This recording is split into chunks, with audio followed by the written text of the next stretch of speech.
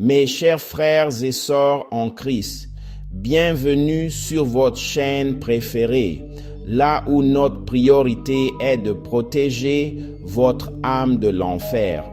Nous allons parler aujourd'hui de la distraction spirituelle, le tueur silencieux de votre destinée. Mes chers frères et sœurs, et si je vous disais, la plus grande menace contre ton âme n'était pas le péché, ni la persécution, ni même une attaque directe du diable, mais la distraction spirituelle. Et si tu ne t'éloignais pas volontairement de Dieu, mais que tu dérivais lentement, et si l'ennemi n'avait pas besoin de te détruire, mais seulement de te distraire spirituellement, reste jusqu'à la fin. Ce message peut révéler ce qui vole silencieusement ta puissance spirituelle. Nous vivons dans la génération la plus distraite de l'histoire. Notifications, réseaux sociaux, contenu infini, bruit constant.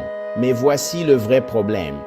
La distraction spirituelle, ce n'est pas juste être occupé, c'est être spirituellement désaligné tout en pensant que tout va bien.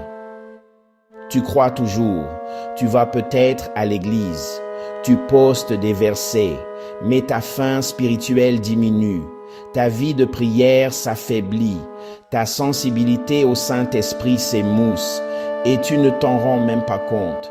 C'est ce qui la rend dangereuse.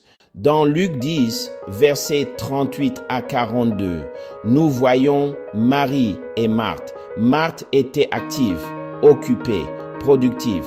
Marie était assise aux pieds de Jésus et écoutait sa parole. Marthe demandait à Jésus de dire à Marie de l'aider à servir les gens.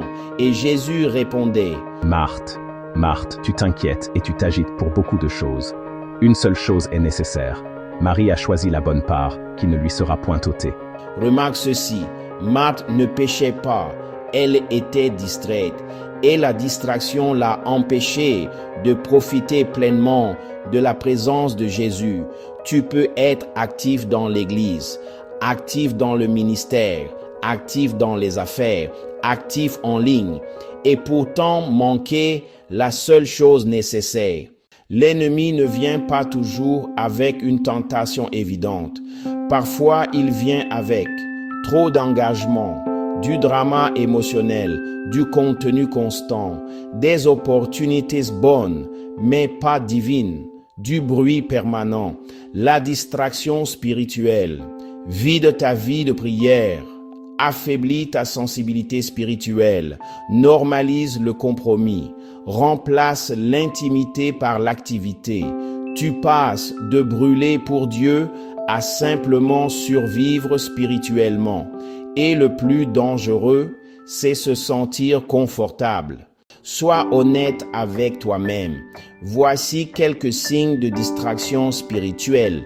Tu scrolles plus que tu ne pries. Tu réagis émotionnellement avant de chercher Dieu.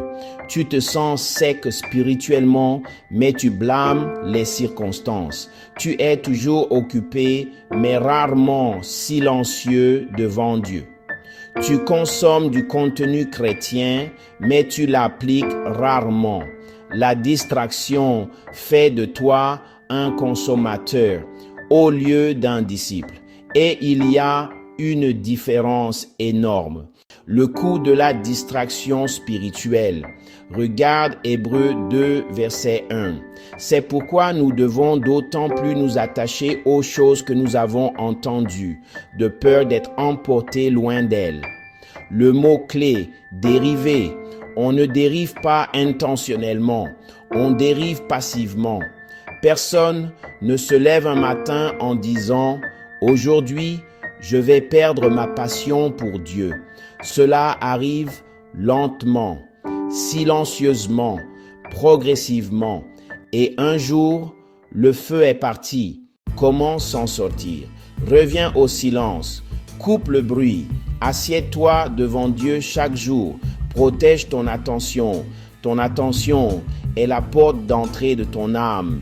Simplifie ta vie. Toutes les portes ouvertes ne viennent pas de Dieu.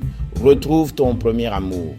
Retourne au moment où prier était une joie, pas une obligation. Voici une déclaration forte. Le prochain réveil ne commencera pas avec plus de bruit. Il commencera avec plus de concentration. Dans un monde accro à la distraction, le croyant le plus dangereux est celui qui maîtrise son attention, parce que la concentration nourrit le feu, et le feu transforme les atmosphères. Si ce message t'a parlé, ne l'ignore pas. Écris dans les commentaires, je choisis la concentration plutôt que la distraction. Déclare-le. Abonne-toi si tu veux une foi profonde, pas superficielle. Cette chaîne est pour ceux qui veulent marcher dans la sainteté et la discipline spirituelle. Et si tu veux aller plus loin, découvre mon livre Be Ye Holy, for I am Holy, disponible en version papier et e-book. Le lien est dans la description. Partage cette vidéo avec quelqu'un qui se sent spirituellement fatigué sans comprendre pourquoi. Tu n'es peut-être pas attaqué. Tu es peut-être simplement distrait. Et aujourd'hui, cela change. Cherchez-vous à approfondir votre marche avec Dieu, à approfondir cette vie de sainteté. J'ai écrit des livres. Ces livres révèlent comment la sainteté et l'obéissance ouvrent la porte à la présence et aux bénédictions de Dieu.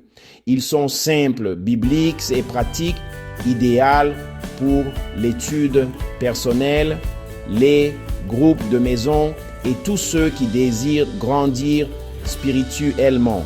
Vous pouvez les trouver sur eBay et en ligne. Les liens sont dans la description. Merci pour votre soutien. Que Dieu vous protège et vous garde tous.